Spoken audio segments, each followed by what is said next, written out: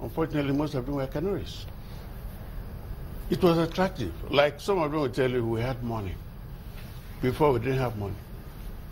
But that of the Southeast is not money. If you understand the mentality of somebody who has gone to the university, has looked what a rosy life, and right now, nothing. 10 years after, nothing. Nobody is blaming Buhari for they are not being employed. No. All we're saying is, Mr. President, adopt another method of dealing with this situation. You think this can be sorted out? Oh, yes. Ah, it can. Anything can be sorted out depending on your mentality. What do you think should be done? Okay. Let me give you some. There are some presidents who are opposed to America, but they last very long. But the others who don't last. In other words, when it first comes, they say, I stand. Others will say, like the British, let us be realistic. That is when a Briton is in a marginalized position. When he's in a superior position, it tells you it is a matter of principle, which is what the president is adopting now. It is a matter of principle. When you are realistic, you realize that these are men who didn't even know that Buhari was once president 30 years ago. They wouldn't know, because most of them are under 30. All they are thinking of is, how do we, okay, let's put it this way. In your final year, as you are writing your exam in the university, what are you thinking? Let me just finish. Let me just finish. Just use service. Use service, you rush out, I'm done. First 1 week, 2 weeks. So the disillusion is there. I'm happy that talking of money, 5,000 naira per month, modalities are not there. And even that is insignificant. But think of how to get them either mobilized to work or employed. Let's talk about the leadership in the Southeast, the governors, the political leaders. I know that there was a meeting that they held with the president, but they all kept sealed lips. How much of an impact do you think that kind of meeting can have on the current situation, if at all they discussed this? Well, my impression of such meetings at times that they went there to be lectured. If you go to meet a CEO and you want to stand their ground, he can either ignore you or he will sack you. President of Nigeria has no power to sack any governor. Only very few governors understand it, and they say their mind. But those who don't understand it are anxious to please Mr. President. Mr. President is taciturn. He does not speak much. Therefore, he tells you what he wants. If he says the unity of Nigeria is not negotiable, I don't think the average Igbo man wants to break away from Nigeria. No. But discuss with those boys. What I said now will surprise you, because Igbos need a larger space. The geographical area called Biafra is small. So if we tell the Igbo man in Lagos that we're starting Biafra, you go back, he will tell you no. That is not what this arrangement is all about. So what's it about? Good. Set up a group of intelligent people to dialogue with them, negotiate with them. Yaradua did it, agitation died. Jonathan did it, agitation died. But if that dialogue happens, what's the given that another group won't rise up again? No. Why? Okay, maybe the question should be, why do we keep, or why do we seem to continue to have different groups rising up with different agitations? And is it that there's no dialogue going on that can settle all ethnic groups in the country so that this does not happen again? First and foremost, find out why under Obasanjo this thing did not make much impact, except that they were always arresting Raf, the leader of Masab, now called Beam. They were always arresting him. Every time they want to do election, they will put him in jail and then they will release him. I remember about 10 years ago, the then head of SSS sent word that they were going to arrest Raf. We shouldn't be surprised that he was talking of sovereignty. And we said, OPC is also talking of the same. They said, no, Masab is talking of sovereignty. We said, what is the difference? OPC is talking of regional autonomy. And if you go and look at the message of the Biafra agitators, it's regional autonomy. Right now, we're calling for the restructuring of Nigeria. Restructure and reduce the powers of Abuja increase the powers of the states, increase the level of independence of the various states, and they will develop at their own pace.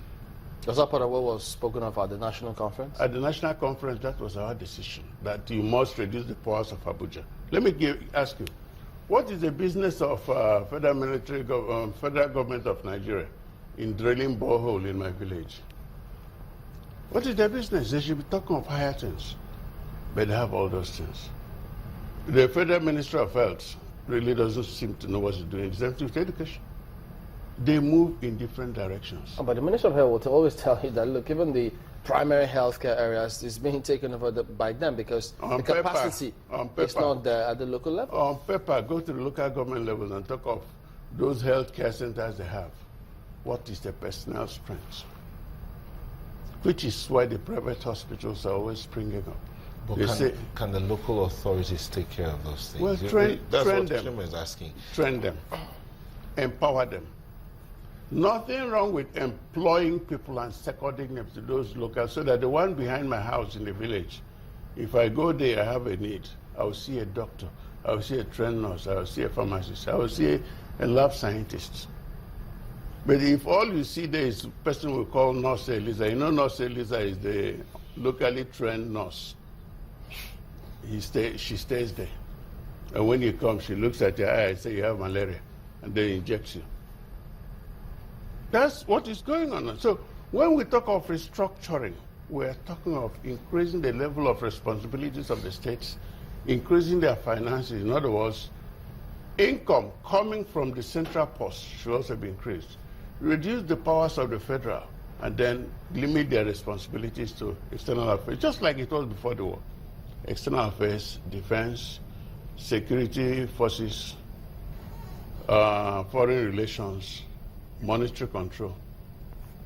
Do you think that the center will be willing to just give up powers? Because look at what has happened in different states. Many of them can't pay salaries. They receive these funds year in, year out. So how easy or difficult do you think that would be for the center to now relinquish more? Well, let me tell you, there is a kind of hypocrisy going on now.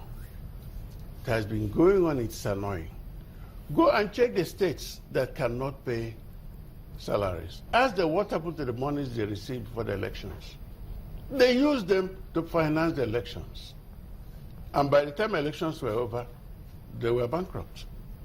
Even when President Muhammad Buhari graciously gave them money, go and pay our workers, go and do this, go and do that. How many of them actually use that money to pay workers? You have a state saying we are owing 5 months. What happened? You borrowed money from the bank. Quickly, you went and opened another bank account. The next money came. Instead of paying off, you now lodge in another bank. So at the moment, these people are saying, pay us. And you know, once you pay them, they can give another loan. Osun State, for instance, with all the abracadabra of the governor, nobody can do anything. Imo State said, we have, so once in a while, you heard we have paid. The next minute, yeah, we have not paid. In the Southeast, of course, you can talk of Anambra as the one that is well balanced. So, if you really want to be honest with yourself, whenever it comes to monetary management, the governors are in a class of their own. None of them goes by airline, sitting in the business class. They charter aircraft. They go to Abuja almost every day, chartered aircraft. And the aircraft must be there, waiting. Who is paying? You and I. And tomorrow they tell us no money. Money has been released by FAC, Federal Allocation Committee. Why don't you close your eyes, use it and pay workers? You can pay a group, next month you pay. But even after collecting that money, you still hear there is no money. You know, as the president of Aka Ikenga, can you write and put some of this recipe prescriptions for the government on this? Because with your Nurse Eliza analogy, it would mean that we haven't actually done proper diagnosis of the problem in the Southeast. No, we have not. We have not, because somehow they say the price we are paying, just any other person who pay, is that when you stand and watch while people who are less intelligent than you go to vie for elections. The penalty you pay is that they rule you according to their own level. Some people bring you down to their own arbitrary level. When they do that, you have no choice, which is what is happening beginning with the local governments. Most state governments, whenever you tell them, they say you're an enemy. You're an enemy. These days, at times when I talk, they say, change. That's what we want. You say, okay, let us dialogue and say, no. You are a friend of Jonathan. Argument ends. Even from elders like yourself? Argument ends on the spot. You're branded? On the internet, whenever I see some of these things, you try to talk, you see, it's PDP man. And that is the end of argument.